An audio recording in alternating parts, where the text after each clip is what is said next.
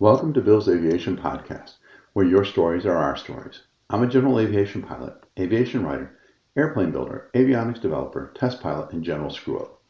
All stories feature Joe and his merry band of miscreants. The purpose of these stories is to educate and entertain pilots. If you have a story you'd like to share anonymously, please contact me. Today's story is titled Date Night.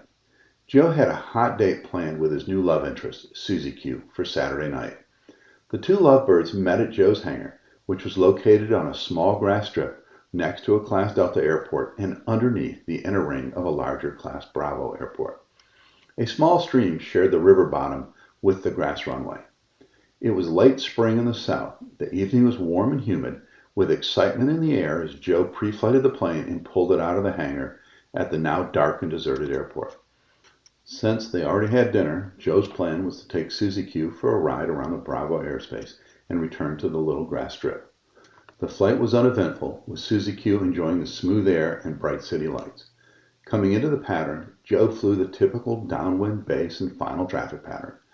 The beacon was flashing green and white, and the runway lights were visible in the pattern and all the way down final. As Joe started to flare, the plane settled into the thin layer of ground fog, reflecting Joe's landing lights and temporarily blinding him. As quick as you can imagine, Joe powered up, pushing the two into the back of their seats. He climbed above the fog and initiated a go-round. Suzzie Q looked over at Joe and said, "That was fun. Are we going to do it again?" To which Joe replied, "I hope not."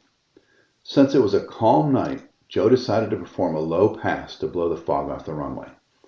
Around he came. The low pass was performed without incident, and Joe climbed back up to take another shot at the landing. Landing attempt number 2 went without an issue, and as expected on such a calm night, the runway was clear of fog from Joe's prior low pass. At this point, I asked Joe why he didn't land at the Class Delta airport just a few miles away and call me to come pick him up. Joe said he would have, but he left his cell phone and wallet in his hangar. I then asked about Suzzie Q. Surely she would have had her purse with her. It was at this point Joe admitted that his cell phone, wallet, and Suzzie Q's purse were in the hangar, along with their clothes. What? Let me get this straight. You and Suzzie Q went flying and you were naked? Oh, if you had crashed, that would have been some funny headlines. Lesson learned. When taking a date on a plane ride, be sure to bring your wallet, cell phone, and clothes along with you. The bigger lesson is, if you don't bring your wallet, cell phone, and clothes with you, do not tell your friends unless you plan on being teased about it for the next couple of years. Thank you for listening, and if you enjoyed what you heard, please hit the like button and subscribe. If you really like what you heard, please help support this channel and become a Patreon. Part of each donation will go to aviation safety and aviation youth programs. Thank you.